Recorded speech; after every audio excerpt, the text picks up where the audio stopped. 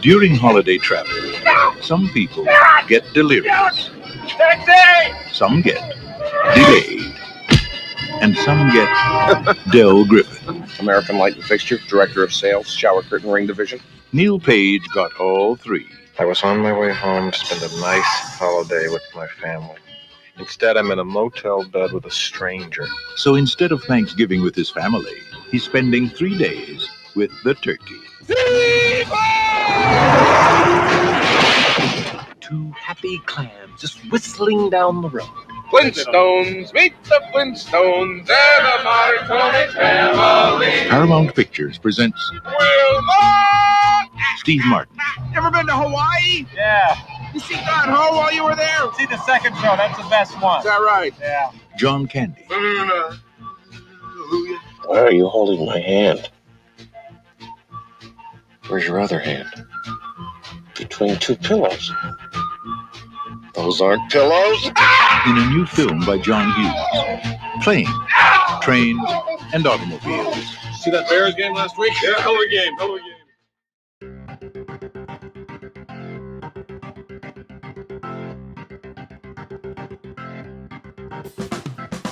Hello, I'm Katie, and this is Retro Made, your pop culture rewind. Today, we go back to 1987, a fine year, for another brilliant dose of John Candy and John Hughes for a Thanksgiving classic, Planes, Trains, and Automobiles. Today, I'm happy to welcome back to the show. Last season, you joined for Black Dog. We covered Black Dog with Patrick Swayze. Welcome back to the show, Scott Murphy. How are you doing? Good. Yes. Thank you very much for having me back on the show, Katie. I know you from All 90s Action All the Time, and I know you had a New Horror Express show that was kind of coming to a close the last we spoke, but do you have a new project upcoming as well? Yes. So New Horror Express ran for about 6 years between 2018 and 2024. It was a horror interview show. And yeah, I got my current project, All 90s Action All the Time. And this is an exclusive for your podcast because I've not talked about this on another podcast. And I've not done the social media page yet. So it'll be coming up very soon. I will also be joining you on the Director's Chair Network with a podcast looking at the films of Sam Peckinpah. And the podcast is going to be called Bloody Sam, a Peckinpah fan podcast. So that is coming. It won't debut until December, but the social media page, I've got artwork for it now. Really cool artwork I commissioned with somebody. And I'll probably put up a Facebook page in the upcoming weeks. Yes. So I'm very excited about it. Hey, y'all heard it first here on Retro Made. New show by Scott. That'll be fun. If you're listening to this and you are wondering what the Director's Chair Network is, there is an entire network. Just search on however you're listening to this for a podcast, the Director's Chair Network, and it'll pop up. And there are a number of shows hosted by people like Scott, people like me, people like Ryan, all sorts of different show hosts covering different types of directors. And if you're wondering why Retromade is on that, it's because this season is on John Hughes. So while he didn't direct all of the movies that are on this season, he did direct a number of them. So the John Hughes season is included on the Director's Chair Network. And if you're listening on the Director's Chair Network, come on over to Retromade. We've got other stuff too. Check us out. Okay.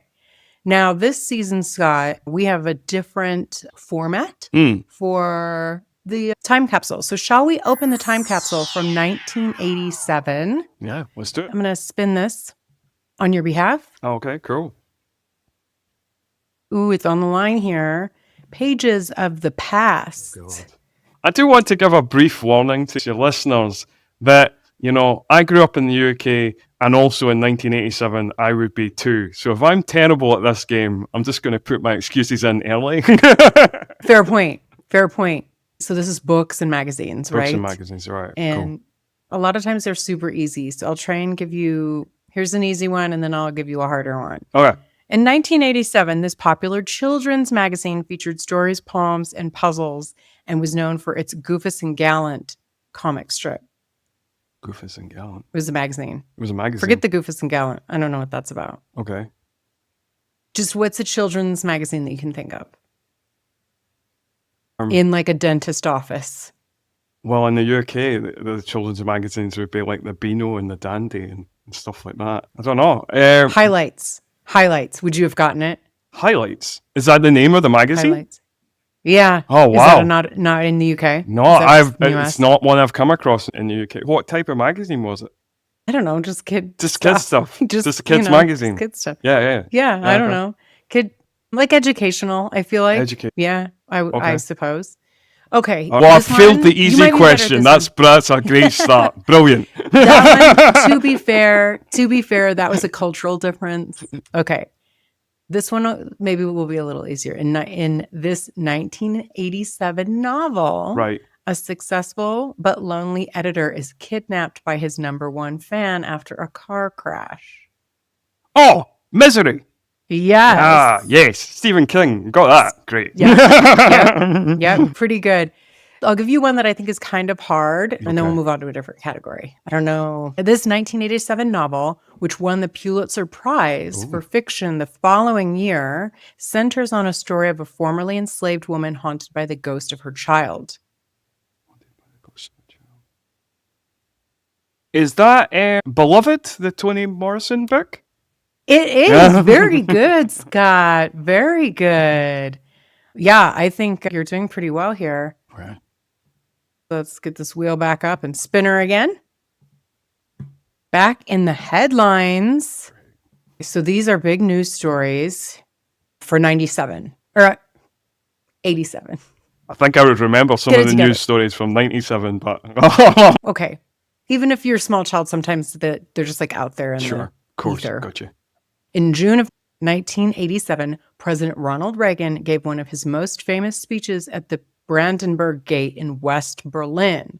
What was the iconic phrase he directed at the Soviet leader Mikhail Gorbachev? What did he famously direct him to do?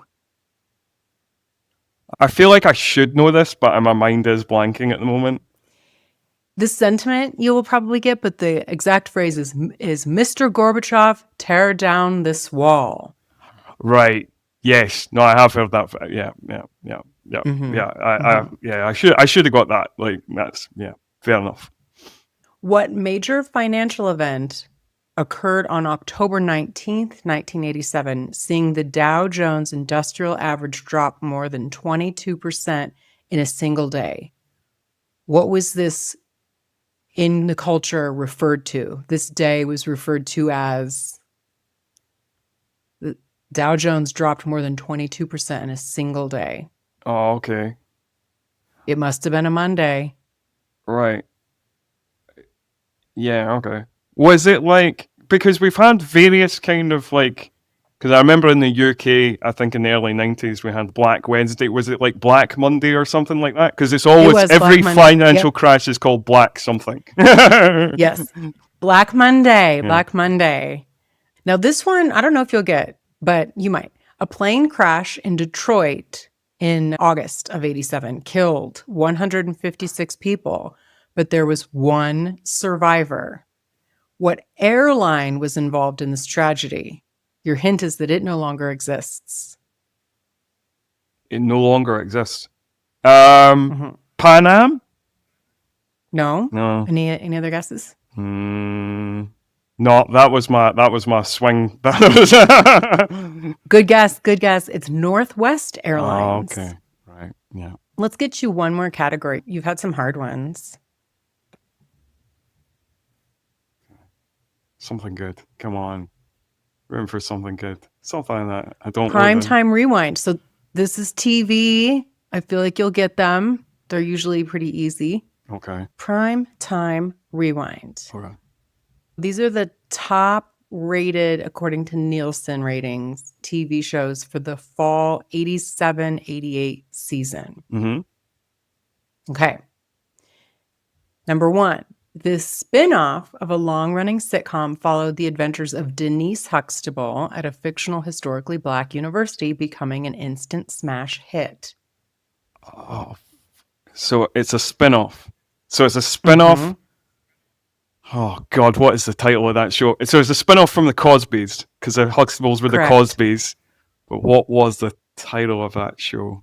Have you ever seen an episode of it? No. I know that there was the Cosbys was shown in the UK, but I don't remember any of the spin-offs being shown. Okay. Is it like... Give up. I feel like you're close. Is it like called like A Different World or something? Or it is called A Different World, Scott. Oh, brilliant. Yes. Good guess. Very good. Okay.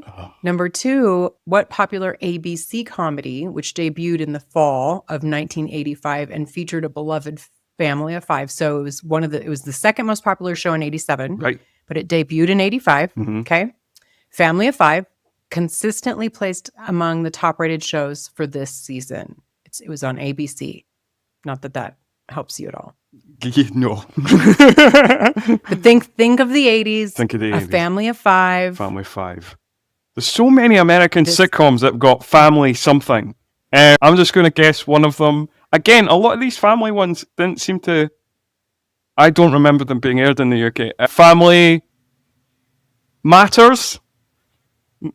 Great guess. That was probably maybe a little later. This is a white family. Oh, it's a white family.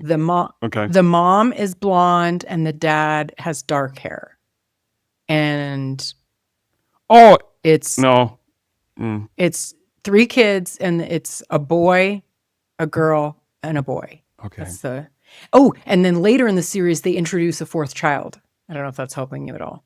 It sounds familiar. Their last name is Seaver.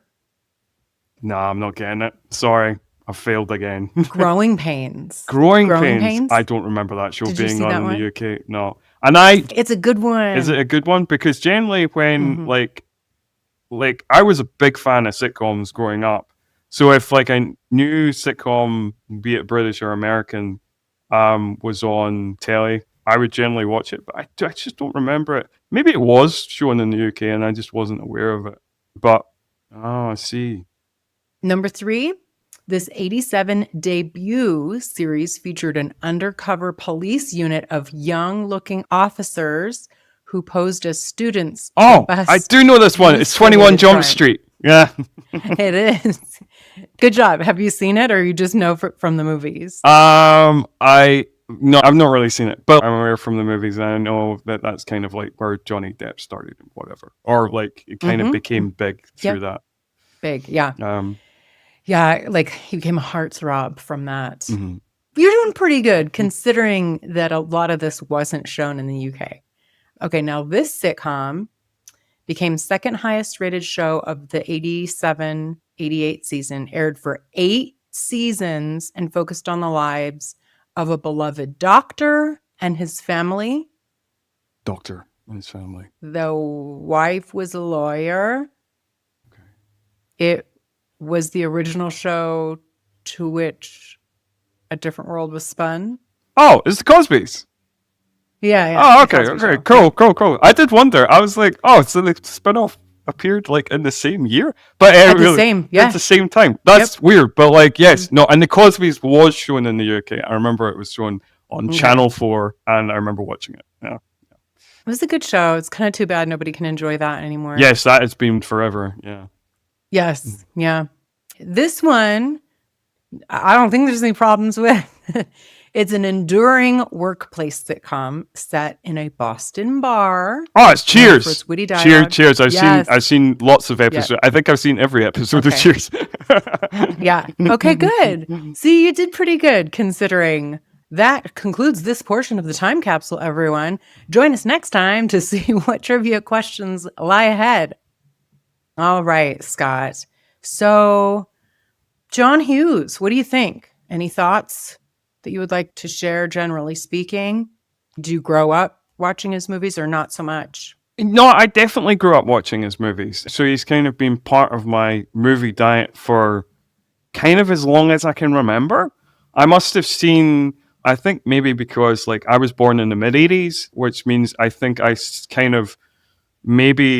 kind of saw his films back to front to some of your other guests, because I was introduced to like his family comedies first. I would have seen Uncle Buck when I was like maybe 5, and then I saw the Home Alone movies, and I saw the movie we're going to cover, and and The Great Outdoors and all those kind of movies at a very young age. And I also remember that Home Alone 2 was actually the first film I ever saw at the cinema. Really? Yeah, that's right. I would have been about 7. And then I kind of came to his teen movies like Ferris Bueller and Breakfast Club and those types of movies when I was entering my early teens. So like when I was about 13, 14 is when I started seeing those movies. So I've seen like a lot of his films. And actually, because I've been enjoying this season so much, I've been watching the ones I haven't seen as you've covered them. So there's ones like Class Reunion and Nathan Hayes and Curly Sue and a few others that I hadn't seen that I've watched, just after you listened to your episode on them. So I have now seen a lot of John Hughes. According to my letterbox, I have seen 24 of his films that he's written, and he is my second most watched writer on Letterboxd. So, who's the first? We don't talk about him. It's okay. He's a bespectacled Jewish man who's not generally talked about so much these days. Got it. Okay. Mm-hmm. Okay, that makes sense. I know. Well, thank you for listening. First of all, I too have been surprised at the number of movies that I was like, oh, John Hughes had a hand in that, huh? Mm. Because I had older siblings, I watched the teen ones when I was a small child. Mm-hmm.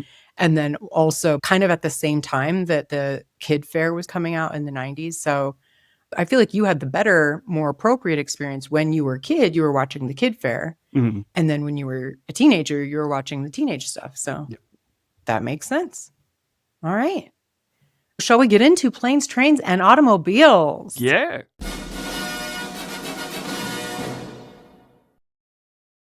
Absolutely. It came out just in time for Thanksgiving, November 25th, 1987. It's rated R, which I'm glad that it is, but I think it's only because of the F-bombs.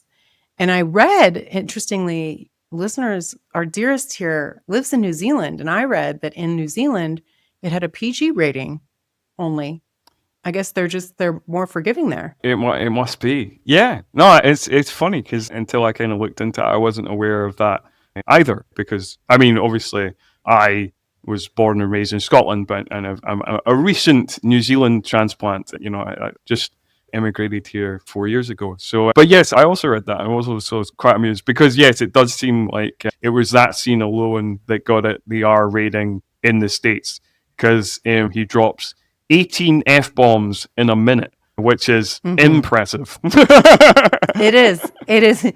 And valid. I would have been in the same headspace as he was in that particular scene. Yeah, for sure. So this has a 7.6 on IMDb, which is really high. Mm-hmm. I think it's beloved. There aren't that many Thanksgiving movies, but this is one I think a lot of people cherish. It is written and directed by John Hughes. This is one where he did both. And I did read the frequent John Hughes collaborator, Howard Deutsch, was the original director for this movie. However, after Steve Martin agreed to play Neil, Hughes decided that he wanted to direct the movie himself, in addition to writing and producing. Eventually, he and Deutsch switched places on 2 films. Hughes originally was set to direct The Great Outdoors, which opened 7 months after this movie. But when Hughes was unavailable to direct that movie, which he also wrote and produced, he gave Deutsch that directing job. And this is a lot of lore with John Hughes, that he writes things very quickly. Mm-hmm. Purportedly, he wrote this one in first draft in 3 days, and that his average writing time for script in those days was about 3 to 5 days. But then it came with 20-something rewrites. Right. So, but fair. I don't know what the rush is. But in an interview, John Hughes says that those aren't pillows. He said he was inspired to write the film story after an actual flight that he was on from New York to Chicago, and it was diverted to Wichita, taking him 5 days to get home. So it's based in a true, actual life happening. Yes, inspired by true events. Probably more inspired by true events than some movies that have inspired by true events at the start of the film. Indeed. Yes, agreed. So you guys, I'm sure, so this is going to be your Thanksgiving episode. We had 2. Dutch was also a Thanksgiving-y episode. But if it's been a minute since you have seen this, it is the story of Neil Page, an uptight marketing exec, with Del Griffith, a well-meaning but annoying salesman, who become travel companions when their flight is diverted and embark on a 3-day odyssey of misadventures trying to reach Chicago in time for Neil's Thanksgiving Day dinner with his family. That's that. We have Steve Martin playing Neil Page and John Candy playing Del Griffith. What do you think of our stars here? Oh, I love both John Candy and Steve Martin. I have been a big fan of them both from a very early age. As I mentioned, I first saw Uncle Buck when I was 5, and that immediately fell in love with John Candy. That was amazing. And also, around a similar time, at a very early age, I saw The Three Amigos, and I totally fell in love with Steve Martin. So I have always been, from a very young age, a big fan of both of these guys. Nice. So is this a regular, like, annual movie watch for you, or what's your history with the movie? Why'd you choose this one? I don't know if it's it's not annual, but it's a movie that I've seen a bunch. I have seen it quite a few times, a number of times as a kid, and also, yeah. So I don't know how many times I've seen this movie, but I would estimate it would be in double figures, for sure. Okay. Yeah. Let's talk about who some of our players are. Neil's wife, Susan, is played by Laila Robbins. She has a very specific look about her, but she didn't look familiar to me. She's been in a number of things. Did she pop out to you as anyone you know? It took me a while because rewatching it this time, I was like, I recognize her face. And I don't understand why I recognize her face.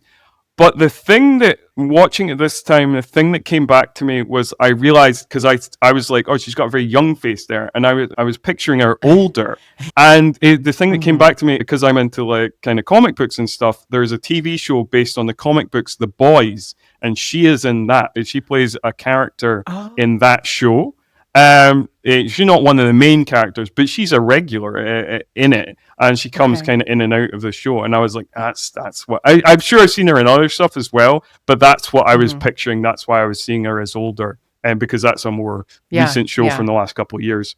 Sure, good eye. She's also in An Innocent Man, True Crime. That's a movie, and then a number of TV series. Murder in the First, the series, not the movie. Yep. Homeland, the series. Oh, yes, she's in that as well. Yes, I remember her from that as well. I can picture a character from that as well. I can't quite picture who I can't. Also, Gabriel's Fire, and then she played young Livia Soprano in 2 episodes of The Sopranos. Oh, no, I don't remember like that. The young version of her. Okay. Yeah. All right. That's Laila Robbins. Yeah. And then we have Michael McKean, who is...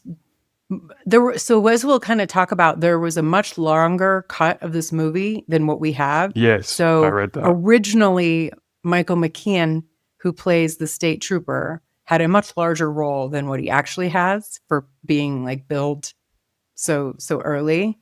So, a lot of those Christopher Guest movies, A Mighty Wind, This is Spinal Tap, and then Clue. And probably most recently, I know him from playing Saul's older brother in Better Call Saul. Right. Can't remember his name is that.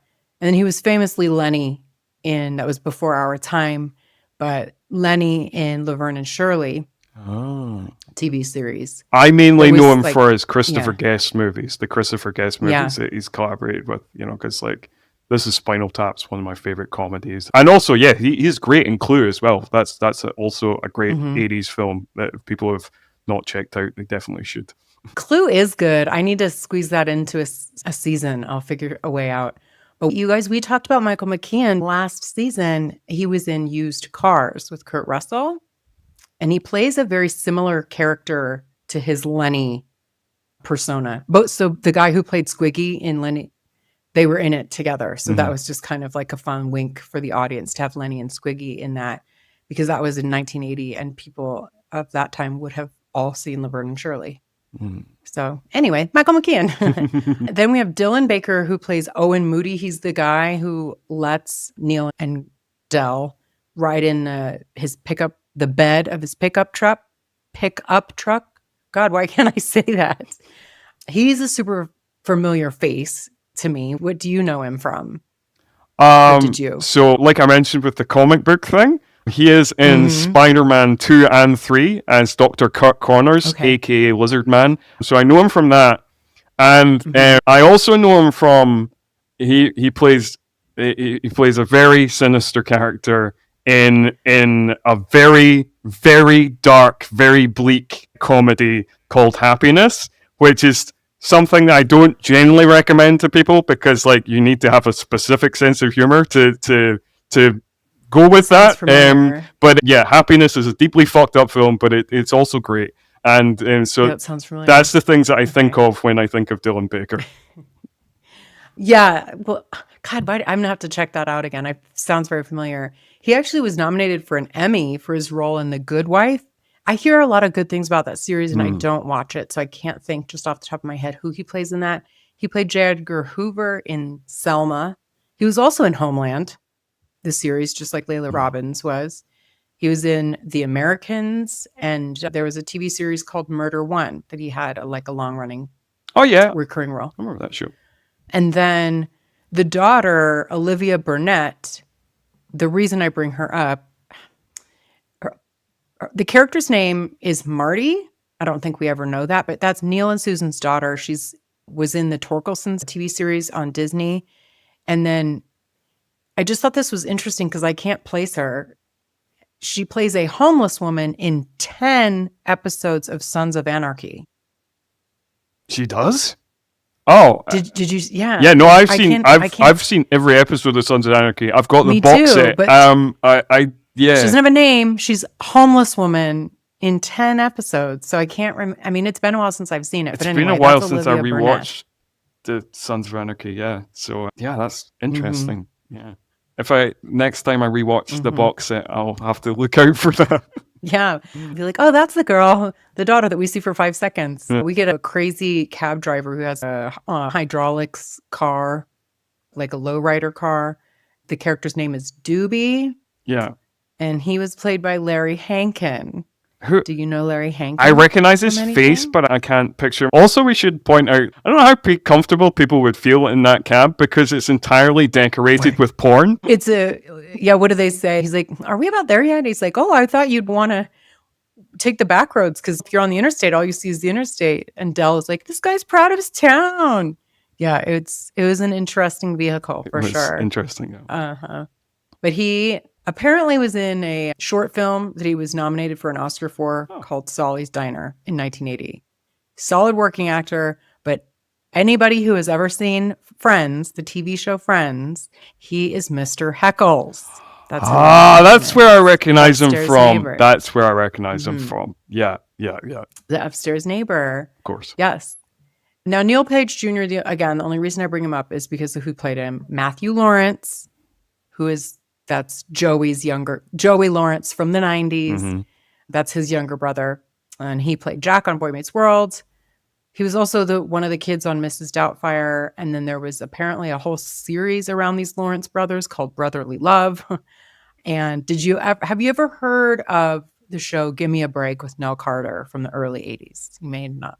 It was it was early for me to even watch. No, I don't. Like some of the other shows you mentioned there a minute ago, I remember watching Boy Meets World and stuff like that. But no, I've not come across that one. No. Well, that doesn't surprise me, but it was like an early 80s show. And I loved it for some reason. Nell Carter, and she takes care of these. So she is like I don't even know if she's like their housekeeper, but she's a black woman, a large black woman who cares for the children of the police captain or something, and they're white.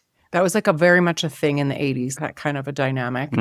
When the kids started to get too old to be interesting, they'd introduce a new kid. Yes. His brother Joey was the new kid that was introduced to that show. Right, I see. And I think his name was even Matthew in it.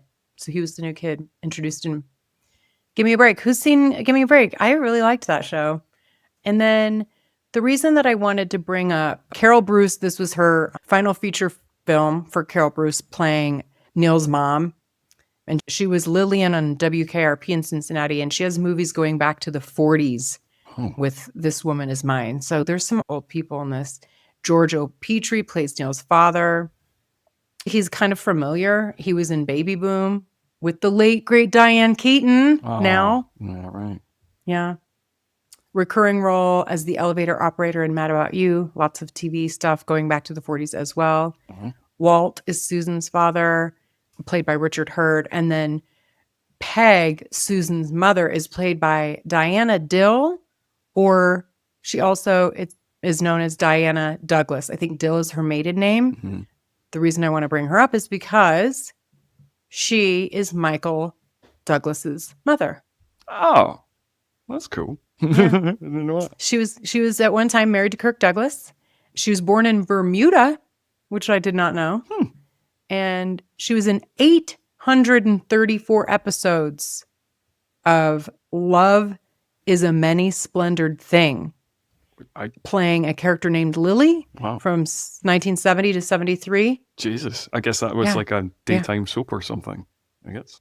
Must have been. 380 episodes is Mary Claire Pogo and Three Steps to Heaven from 1950 to 54. So these are some like old-timey actors.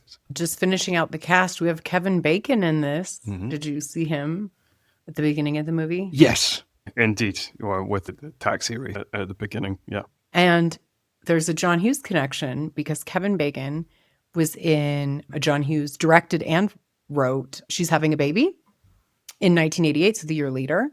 And when Neil calls his wife at some point, that movie is playing in the background. So it came out later, but they had already had footage of it to be the movie playing in the background. I thought that was interesting. We have 3 people in this movie that were also in Ferris Bueller's Day Off. Do you know the 3? Scott? Do I know the 3? Ferris Bueller's Day Off. Well, I mean, Edie McClurg's in most of them, so Edie McClurg's got to be one, right? Yes, Edie McClurg. She's the car rental agent that tells him to fuck off. Yeah. Or you're fucked. No, she says you're fucked. Yeah. After the fuckity fuck. Yeah. Yeah. After all that. Bueller, the guy who does that. Oh, okay. Yeah. Ben Stein. Right. That's who that is. Yep. Ben Stein. He's, I think when they're in the Wichita airport, he's, I don't know, on the loudspeaker or something. Oh, and yes, the guy who who announces the flight is cancelled just after they have the conversation of you'd have more luck doing pickup sticks with your butt cheeks just after that conversation. Good memory. Good. And then Lyman Ward, who played Ferris's dad. Yeah. That's the actor. I don't know if he was in the credits or not, but he was the other at the beginning when they're like pitching their ads to their client in New York, and he's really indecisive, the guy. So it's Neil, Steve Martin, and the other guy in the boardroom. Yep. That's Lyman Ward. That's Lyman Ward. The guy who says you'll never catch the 6 o'clock. Yeah. Yeah. Why don't you go with me? I got the 8 o'clock. You're never going to, you'll never make it. That guy. Yeah. So 3 people from Ferris Bueller. John Hughes definitely has his people. Yeah. The music in this is a frequent Hughes collaborator with Ira Newborn, also did 16 Candles, Weird Science, Ferris Bueller, Uncle Buck, and then non-Hughes movies, Mallrats, Ace Ventura, etc. So he's very well known. Do you have any thoughts in particular about how the music was done? Yeah, I mean, I like the music in this movie. I think just everything about this movie is just like, I know it's a Thanksgiving movie, not a Christmas movie, but it kind of falls into that. In terms of its messaging and stuff like that, it kind of falls into that Christmas movie kind of wheelhouse. And I think like the music perfectly fits that kind of holiday spirit vibe as well. You know, I think pretty much everything about this movie is pretty on point, I would say. That's fair. And it wasn't like a big smash or anything. It was made for $15 million and made just shy of $50 million. So that's good, but it wasn't like some big blowout movie. But I think it's developed a really strong following even after. And John Candy was nominated for Funniest Actor in a Leading Role at, I don't know if these awards still exist, but at the time, there was such a thing as the American Comedy Awards. Oh. So, Scott, do you, when you're traveling, I mean, clearly the movies like this are purpose, it's polar opposite type people. We have somebody like Neil, Mhm. and then we have somebody like Del. Del is a hard name for me to remember because I've never met a Del in real life. Right. So there's uptight and cranky or chatty and chaotic. Which are you when traveling? Oh, so yeah, I'm definitely uptight and cranky, and Okay. yeah, because there's just a lot of things to think about, and also much like Neil's character, who might be undiagnosed, I have OCD. So, Okay. traveling can often be quite stressful. This is true. Especially for a person with OCD. Mm. Definitely. Well, speaking of, can you imagine if you're sitting next to someone in a plane and they start taking not only their shoes off, but their socks and like waving them around? That would cause me all sorts of anxiety. Would you say anything to the person? I am generally confrontation averse, so I like there's a fair chance that I would just be, curled up stewing in my own juices kind of thing, rather than making a fuss. You're like, you just wait who I'm going to tell about this afterwards. Yeah.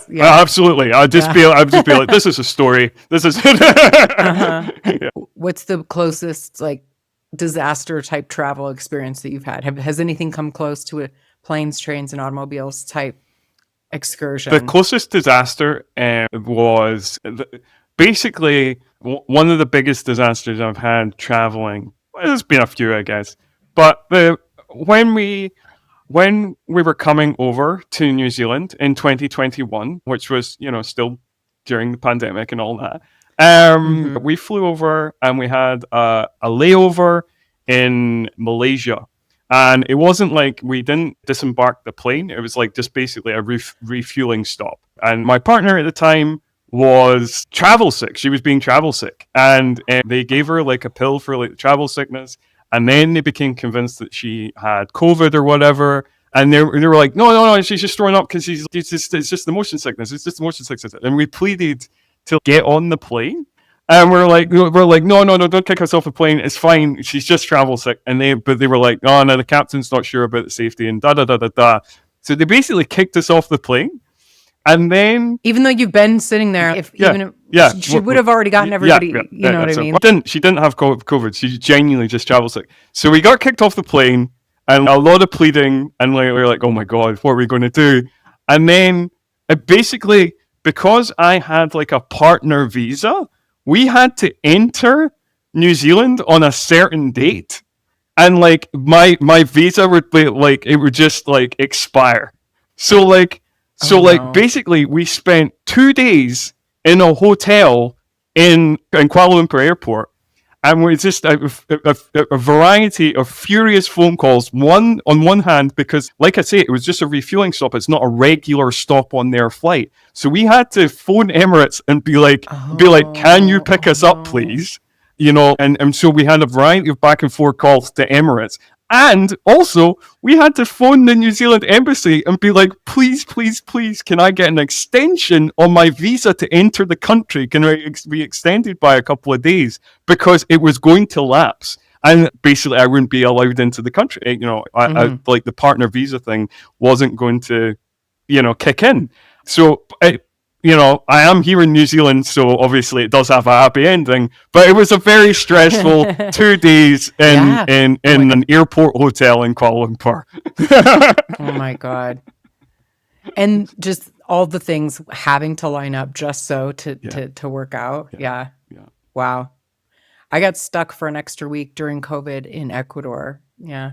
And I test every day. Yeah. And we weren't sick. Mm-hmm. Like we didn't know we had, but in order to come back, we had to take a test to come back. And my friend and I were positive, and so we couldn't come back to America. And so we were like, okay, well, we got to stay. And then you can't go. It's not like we could have done cool things in Ecuador. We just had to stay in the hotel the whole time. Oh, yeah. So we binged Breaking Bad on Netflix for a week. And we paid for a nurse to come to our room and give us a test every day and just hope. And finally, after a week, it was negative, and then we had to rebook our flights home. So that was probably the closest thing that I've come to a planes, trains, and automobiles. Yeah, an extra week in Ecuador. I guess that reminds me. The final part of my story is like when we were coming into New Zealand. That's when they were still doing quarantining. So basically, you had to you arrived here, and then you had to spend 2 weeks in a hotel, like quarantining, before you were let out into the world. And yeah, that was an experience of having a fortnight just being kind of mainly locked in your room, apart from when occasionally you're allowed to leave your room. You had a 30-minute walk that you were allowed once every second day. That was in a kind of it was in a car park that was part of the hotel, and you had to just walk in a circle because you had to walk in a designated form, just like in a prison yard in a circle. And like literally, this would be over, and you weren't allowed to run. You were only allowed to walk. And this would be overseen by a member of the New Zealand Defence Force, like an army member. Dude, you were like in prison, basically. yeah. And there was it was like 2 weeks in that, and the only other time you were allowed out your room is like when you were getting your COVID test to make sure that you were to make sure you were COVID free, and then after Wild 2 times. weeks we were released into the world and came down to Wellington. Oh my gosh. What a wow. You had to really like each other to be forced together 24/7 for 2 weeks. Yeah, we did all right. Well, so speaking of things happening now, how do you think this, as with a lot of these comedies like this, I wonder, would it work if there were Uber or smartphones today? Probably not. It wouldn't work in the same. No. With Uber and the various different other Uber style companies, it wouldn't work the same. I think there's much more easier outs of this situation now. You would have to work hard to try and replicate a similar situation, and It's hard to be stranded now. It's hard to be stranded now. Absolutely, yeah. I guess they could lose their phone or whatnot. This movie does a really good job of combining a lot of slapstick with really, it'll be like all fun and games, and then it'll really hit you like gut punch with a really heartfelt moment. And because this has such a high IMDb rating compared to some other road trip movies, do you think is that part of why what makes it so memorable? Or what is it about planes, trains, and automobiles that, as you put earlier, hits all the right points? I think so. I think it is that mixture. I think it's a mixture of, it's a movie that like has a funny bone. It is a movie that has a certain intelligence to it, and it's a movie that has like a lot of heart. And I think like that mixture of giving you clever moments, sweet moments, and just like really silly moments, I think it's just like, it just has a perfect combination of all three. And I think that's what kind of pushes it ahead of maybe some other ones that maybe lack the sweetness or don't have the intelligence or play it too straight. This has a really good combination of those things. Agreed. Because I just recently did Dutch, and actually just this morning covered Home Alone 2. So in both of those, I had criticisms that they're, holiday movies supposed to be reminding people who have a lot, just remember to be kind and be grateful, and if, lend a helping hand. And in those movies that happens, but they fall short of true generosity. So I think in that they don't invite the person in. It's that person still is homeless. In the case of Dutch, a homeless couple drops them off at a mansion and they're like, call me on Monday, I might be able to give you a job. Meanwhile, they're going off to nowhere for things, like invite them in, like close the loop on that. Or similarly with the bird lady, the pigeon lady in Home Alone 2. And so I feel like this, I finally got my, I've watched these all in close succession. And so I feel like I finally get an appropriate Thanksgiving gratitude holiday ending where the growth of the people involved in the adventure actually leads to some real tangible kindness and generosity. Because in this one, guess what? Neil actually does bring Del home to meet his family and probably ends up staying there for a while. So that alone like elevated this movie, I guess, since I've just watched a couple of other ones recently. Yeah. I mean, yeah, absolutely. There is a real sweetness to this one, and there's a real arc of growth there. And, there's a real kind of like bond of friendship that is grown in the movie, of just being like these two guys who are, well, one of them's incredibly irritated by the other, but they grow to love each other over the course of this mad journey that they have together over a few days. And so I think that does really hit home. And also in terms of like your classic 80s freeze frame ending, like ending on John Candy's beaming face is absolutely heart melting. It's brilliant. They had that something similar in Uncle Buck. Yeah. And there's a few movies that have that, right? Yeah, for sure. I love seeing the pre 9/11 travel. And again, I've just watched a few movies in close succession where there's like airport travel. And I'm like, oh, how nice would that have been to just show up half an hour before your flight leaves? Also in movies, 80s movies especially. Now, I have been to New York, but I feel like in the 80s, it is portrayed to be impossible to get a cab in rush hour. Yes. So I assume that to be true. And the only thing that I can liken it to is like nowadays attempting to get a Lyft or an Uber or whatever your rideshare home after a big event lets out, like a big game or a concert or some like stadium sized event. It's nearly impossible to get a ride home. That's the only thing difficult. I can equate it to. Yeah. No, I've seen like I've never been to New York, so I don't know. But yeah, I assume it's really hard to get a cab in New York. There's actually recently, earlier on in the year, I watched a movie that was kind of almost entirely centered around that. It's a Bill Murray comedy called Quick Change, which is the only movie that's directed by Bill Murray, or he co-directs it. It's the only movie directed. And it's really funny. Okay. And it's about these bank robbers. And the whole comedy is like they're just trying to get out of New York and they just can't. They can't. They can't get out. They're like, they're constantly... Yeah, I won't spoil the ending to, whether they do or do not. But like most of the movie, They're just desperately trying to get out of New York and they're just failing. It's really funny. People haven't checked that out. Quick Change is another one that we're trying. Quick Change with Bill Murray. All right, I'll add that to my list that is ever growing. Okay, so the kid that steals money, there's a couple things I wanted to talk about. Firstly, they have to sleep together on this tiny bed and they get robbed in the middle of the night. And Neil thinks that Dell stole the money. They don't learn that they've been robbed because he doesn't take anything except for the money in their wallets. So they're going to breakfast. And Neil thinks that Dell stole $700. And they realize that they've both been robbed. Okay, so I had to look up. I was like, that seems like a lot of money to just be walking around with in your wallet. That's like $2,000 now. That's what I thought as well.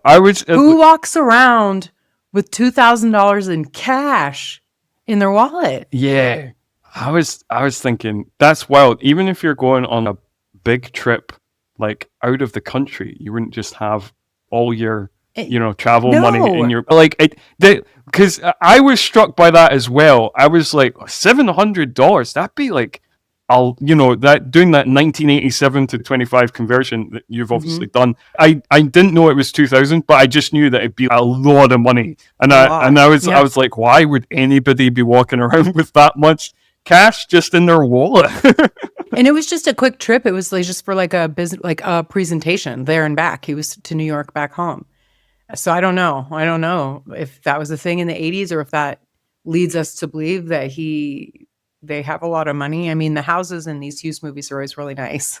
So I don't know, but that was a lot. And then that robber, the cut scene, it just shows like a kid. By kid, I mean, I don't know, late teens, early 20s.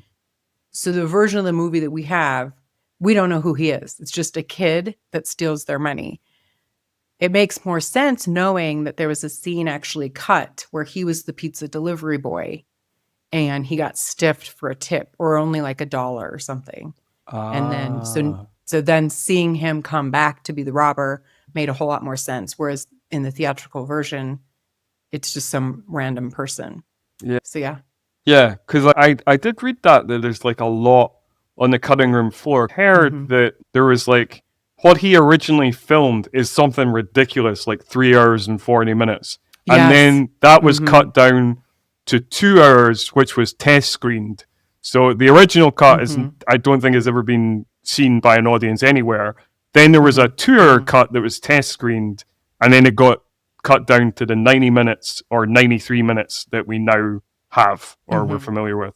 So yeah, I'd be very interested to see what that original cut was. Like I the unedited version, but that's I know. I know it had more of Michael McKean, because I don't think in the movie we have they go to Wisconsin at all. No, but what's cut is somehow they like overshot. I don't know how, but they were driving and get stopped by the State Patrol, Michael McKean. I didn't pay attention to this, but I read that his badge says Wisconsin State Patrol.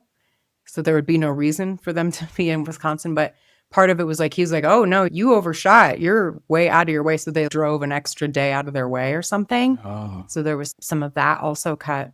Wow.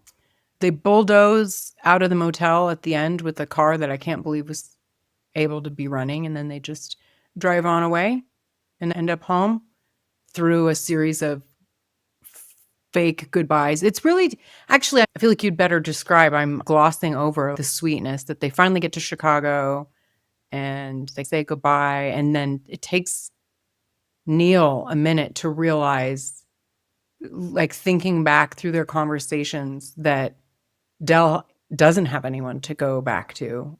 What did you think about how the way that they portrayed that to us as the audience?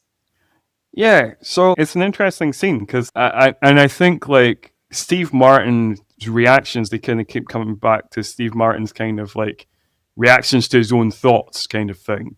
And like he, you know, he's initially wrapped up in kind of imagining seeing his family again, imagining Thanksgiving dinner, you know, all this kind of stuff. And then he kind of starts going over again in his head his conversations with Del. And then he has kind of his Kaiser Soze moment of realizing, you know, what's going on with Del, what's happening in Del's life, and how he is alone.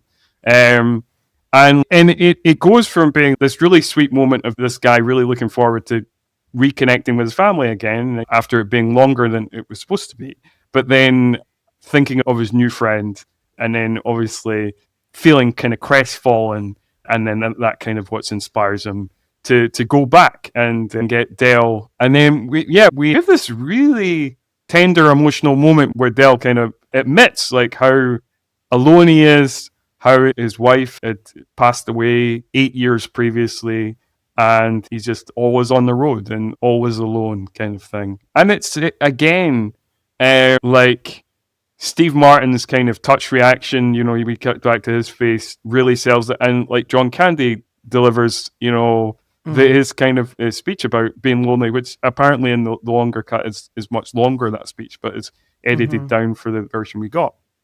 And it's, like, I do think that if you're not touched or moved by this scene, you really do have, like, kind of a heart of stone. Like, I you know, like, I have, like, a dark humor, and I can, you know, sometimes feel like I'm quite cynical, but this is, heart-melting stuff every time. Yeah. Same. Yeah. It takes quite a bit to get a tear twinkling down my eye. Yeah, but same. John Candy's really good at it. And just the juxtaposition of Steve Martin is like a no nonsense. You know, he's been annoyed this whole time. So it really was the right people. If he got Steve Martin to turn, he should get anybody to turn, you know? Yeah. So that was the end with the family. It was interesting, though. It seemed like their reunification was like he'd been gone for 7 years, but it's been gone for 2 days. The way everybody, like the wife. Yeah, the way because so like that is quite funny. Like in retrospect, while you're in the moment of watching the movie, you just think this is a beautiful, touching sequence. But then afterwards, when you're thinking about it, the way the wife comes down the stairs, it's like he has come back from war. No, for sure. When the wife was coming down the stairs, did you see the post-credit scene? Yes, I guess many of these movies, and also I watch some Marvel movies and stuff like that, so I generally watch to the very end just in case. And I know like a couple of John Hughes movies do have post. I know a couple of them have post-credit scenes, so I was like, maybe this one will have. And I kind of forgot, despite the fact that how many times I've seen this movie, I kind of forgot that it did actually. I couldn't remember if it did or not. It's quite a funny one. And it's the boss. It is the boss still looking at the fashion photography, which is pretty funny. And I recognize that actor too, because that actor. No. Yeah, that's right. Because that actor plays Dr. Seth Hazlitt in Murder, She Wrote. He is a regular character in Murder, She Wrote. I'm surprised you watched being so young. I'm surprised you've even seen Murder, She Wrote. Murder, She Wrote was regularly repeated on the BBC during the afternoon. And because I was a sickly child who was quite often off school with asthma or migraines or whatever, it was the kind of thing that I would watch with my mum while lying out on the couch, like sick. That's adorable. I think nearly every episode of Murder, She Wrote. I'm a big Murder, She Wrote fan. Yeah. My mom was a big Murder, She Wrote fan, so I watched it as well. It's on some rerun channel here, so I'll catch it from time to time. Actually, when I leave the house, I always leave the TV on for my dogs, and I'm like, oh, they'll watch Murder, She Wrote. That's what I'll put on for them. It's good comfort television for dogs. Yeah. yeah. But yeah, I thought it was like, he's still indecisive, that guy. So moving on to trivia, I thought this was hilarious that Steve Martin said he thought John Candy's performance in this film was his very best, which that's great, very sweet. But he said it's that Candy himself had a lot of very similar qualities to the character he was playing, that he was a sweet guy, very sweet and complicated. So he was always friendly and outgoing, funny and nice and polite, but he could tell that he was a little broken inside. No. But on a more positive note, he said that John Candy arrived with exercise equipment to use for production. Crews had installed a treadmill, bench press, weights, and other exercise gear in his hotel suite. Steve Martin said John Candy never used any of it. That's very funny. He was like, I'm going to work out on this set. He never did. That's cool. I also read a very cool story about John Candy. Apparently, he invited like a bunch of people who worked on this movie to the Oscars. And like, apparently he footed a bill of like $1,000 of room service for all these people. And it was just like, it's on me, it's cool. Which is, yeah, that's pretty crazy. Because again, $1,000 in 87 or 88, whenever this was. Yeah. Back in the day. That is nice. So there was snow in this, and it was expected to snow, which was conducive to the story. So they waited in Illinois for it to snow. But then because it didn't, they ended up having to move to Buffalo, New York to film. And then they had made all this fake snow as well. And then the house used for Neil's family home is actually in Kenilworth, Illinois, on Warwick. And the house used in Home Alone was on Lincoln Avenue in Winnetka, one town over. They did look very similar, the houses, I thought. Home Alone. Yeah, I kind of assumed it was maybe the same house because they looked so similar. I guess they were one town over from each other. Did you notice that? I think it was the Ben Stein where they're in Wichita and the airplane employee announces that the flight's been canceled. You can see on the board that the destination is nowhere. Like in the movie, it says nowhere. Yeah. Did you see that? No, I didn't catch that one. There's some like little moments like that I did catch. There's definitely some things in this movie that I wouldn't have caught as a kid that I'm like, that's quite funny. Like, for example, like when Neil first like formally meets Dell at the airport, Dell is reading a novel that's like an erotic novel called The Canadian Mounted, which made me laugh. And because he's Canadian too, yeah, isn't he? Yeah, he's Canadian as well. Yeah. So there you go. I love little things like that when you can rewatch them and keep finding new things. Yeah. I guess the aircraft in the flight, they reused from the movie Airplane, which was also from Paramount. So that I guess makes sense. Yeah. But that was 7 years earlier, so they just reused that. The instructions from John Hughes for Edie McClurg. I guess a lot of what she said on the phone to her sister. Edie McClurg is the rental car agent. And I guess a lot of that was improvised. So Hughes told her just to simply riff, just make up some fake phone conversation with someone about Thanksgiving plans. so while Steve Martin remains waiting in line, she came up with the idea to speak with her sister about who was going to bring what, adding, I can't cook. And then Hughes asked her how she came up with those lines so quickly. And she replied that, like his scripts, she just drew it from her own life. And she also claims that to this day, random people ask her to tell them that they're fucked. I like that. That's good. That's cool. Yeah. From the time Steve Martin starts his tirade to the time that the attendant ends the scene, in that 60 seconds, the F word is used 19 times. Had that not been the case, it would have been rated PG or maybe even PG-13, except for that one scene. And I'm glad they kept it in and got the R rating. I'm happy for it. It's so good. It's so good. It's Steve Martin at his very best, and like he really tears into it, and it's every line in it he delivers 100%, and it's just every line is like so funny. It's just, and it's the amount of times that like that kind of tirade comes back into my head. 4 fucking wheels in a seat. It's great. On a fucking flight. And his physical acting is so good too. We feel his frustration. So that's well done, Steve Martin. I think that whole sequence shows off the kind of full spectrum of Steve Martin's like comic ability, both in terms of like the rant gives him the great, like the way he can verbally deliver things. But even before that, before he gets to the airport where he's tripping down that snowbank and stuff like that, there's just some great physical pratfall. So you get the full spectrum of Steve Martin's comedic abilities in that segment in the movie. Indeed. I was just going to touch on the trunk that Dell is carrying the whole time. Like, what a pain in the ass piece of luggage that requires basically 2 people. The famous trunk in this movie apparently is currently owned by Candy's daughter, Jennifer. And I just love that. Oh. So John Candy's daughter has that trunk. Cool. That's real nice. Did you read about the original ending, though, that did not test well? Did you read about this? No, I don't think I know about the original ending. So the scene where at the end, near the end, where Dell reveals to Neil in the L station that his wife Marie has been dead for 8 years, is certainly touching. However, as it was filmed originally, it was much, much, much darker. And they tested this and it did not go well, so they changed it. Dell pops open the lid that both these men had been hauling this trunk throughout their trip to reveal Marie's mummified corpse within it. Jeez. That was the original version. That doesn't seem in keeping with the movie. No. I can see why that tested badly, because that's like that. I could see that working in a different film, like a darker comedy. But this isn't like.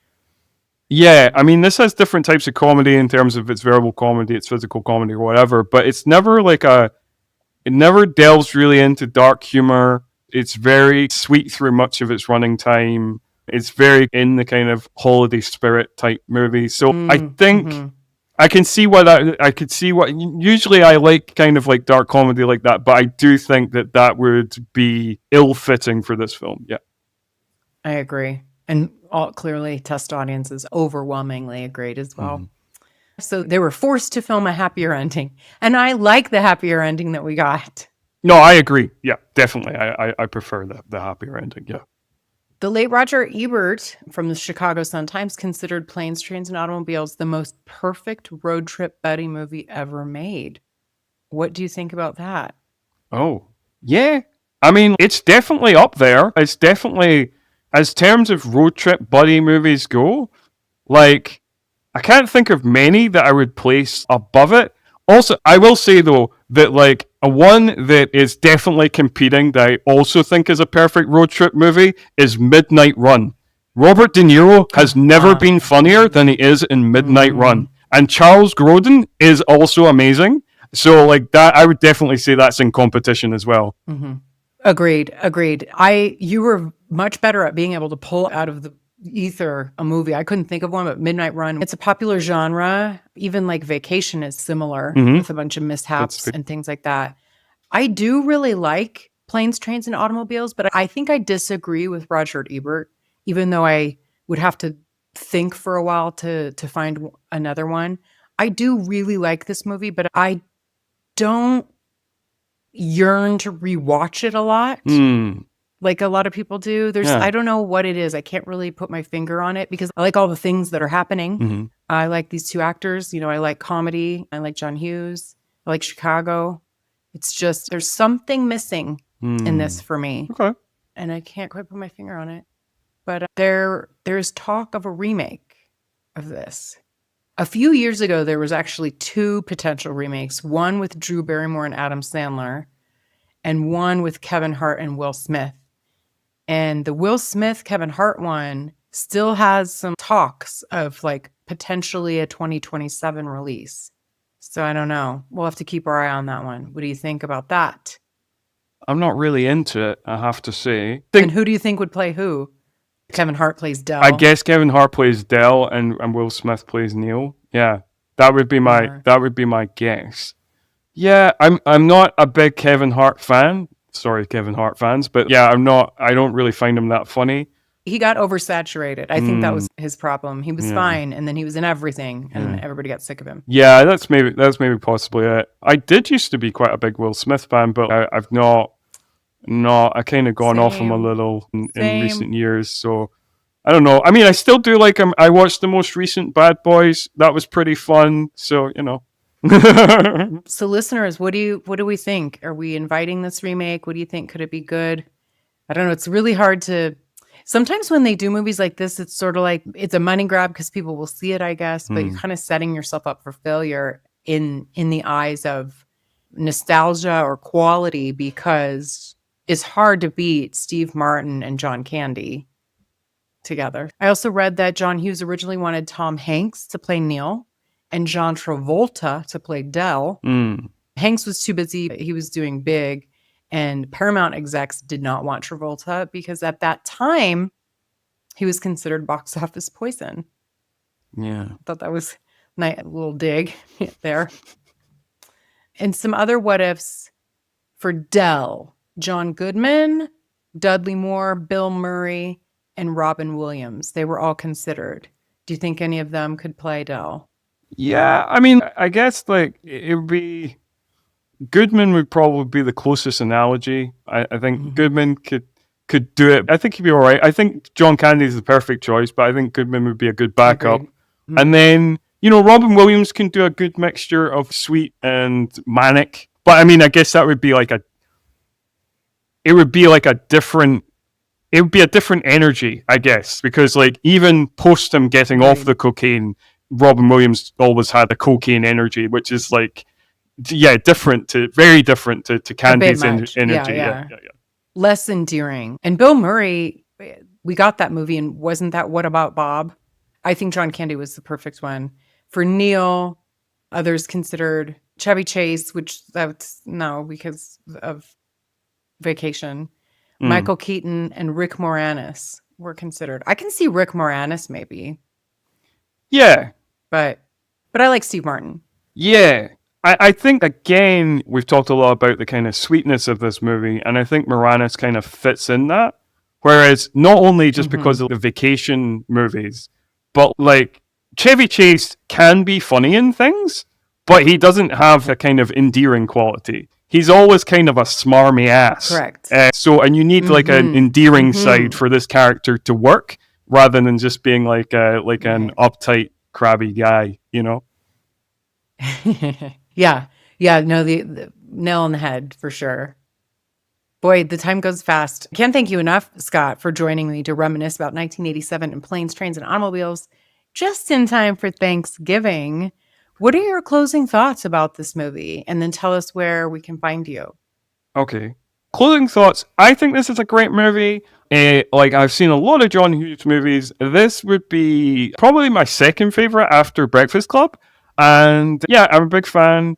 I think everybody is firing on all cylinders. John Hughes, John Candy, and Steve Martin are all at the peak of their powers, and so you definitely got to check that out. I think it's endlessly quotable. Like, that F-word rant is great. The kind of, some of the lines that John Candy comes out with about picking up sticks with her butt cheeks, and I bet $6, am I right? Not that, we're not landing in Chicago. And there's so many quotable lines in this movie. There's so many kind of fun, kind of visual highlights as well. Like when they nearly crash their car into a couple of trucks. And then you get this flash of them both as skeletons. And then you get this flash of John Candy as like the devil. And John Candy does a hilarious bit where he's just constantly readjusting his car seat. And that's like a joke that like, feels like it's going on longer than it should, but then it comes back around to being really funny. There's just so much in this film. So I love it. I think everybody should, if they've not rewatched it in a while, they definitely should. And if they've not watched it, then they should definitely check it out. As for me, you can see me on Facebook and Twitter, or X, whatever you want to call it. All 90s Action All the Time has pages there. You can check us out on Spotify and Apple Podcasts and your other podcatchers. We have been going for, like 4.5 years or something like that. So there's like now 74 or 75 episodes, something like that, for you to check out. Nice. If you want to check out my other podcast, New Horror Express, which is now finished, it is still up on the website, newhorrorexpress.com. There is 185 episodes of that for you to enjoy.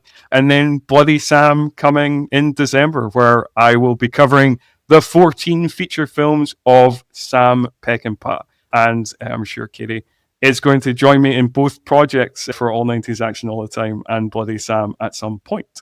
Love it. Can't wait. Lots of fun stuff. Well, wow. I loved how you put your closing thoughts about the movie. Really well said. And you can tell that you love the movie.